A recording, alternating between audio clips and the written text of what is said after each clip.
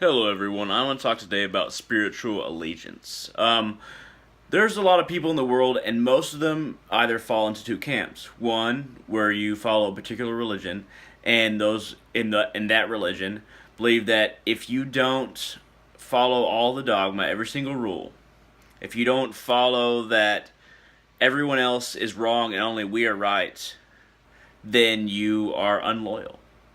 That you somehow believe less uh, in the faith, the religion, than other people who say that everybody else is wrong. And then the other camp is that if you don't believe in religion at all, and you're an atheist or an agnostic, then other atheists and agnostics who see you as a spiritual person think that you're just wishy-washy.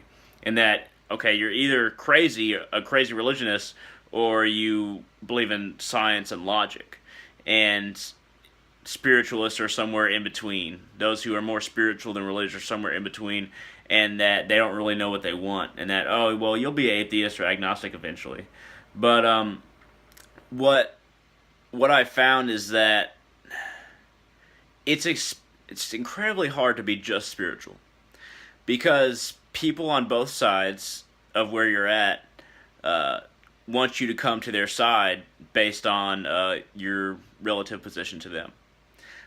They think that either you're on the other side or their side, and that's coming from either atheist or a complete religionist, or somebody who's a religionist but sees your contemplation on the similarities between religions and kind of understanding other religions as a philosophical and ethical flop, philosophical and ethical fail, and wishy-washiness. Again, just like many atheists do about spiritualists. But I don't believe that you have to be one or the other. I think you can still be open to the idea that you're completely wrong, uh, and still have your own beliefs. I think you can be open to other religions and still hold your religion. I'm Hindu, but I also practice Vodou, and I'm partly Asatru as well. And my system wasn't adopted from any one person. My own system was completely composed by myself. I wasn't taught anything by my parents. My parents were atheists, and when I began asking about these things, when I wanted to ask about these things, I was also old enough and wise enough to realize that my parents didn't know about any of this. That they, since they didn't talk about it, they didn't think about it. And that was when I was 8 in second grade, something like that. And it's actually, I found it to be a great boon that nobody converted me to Hinduism. I didn't meet anybody that converted me or influenced me. It was purely based on me studying religions and the different ideas therein.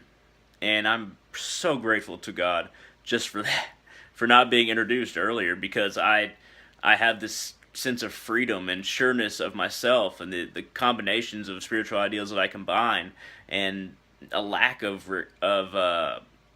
unsureness, uncertainty for combining so many different ideas.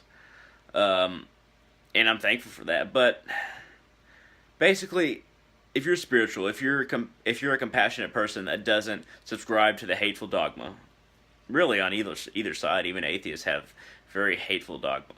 That's It's not in a book, it's not commanded, but there's still a lot of hateful dogma. You're gonna be in the middle, and honestly, I feel for you. Being a spiritual person that isn't incredibly religious or completely scientific, but somewhere in between, that's a hard place to be. You're stuck between a rock and a hard place, and both sides are very hard.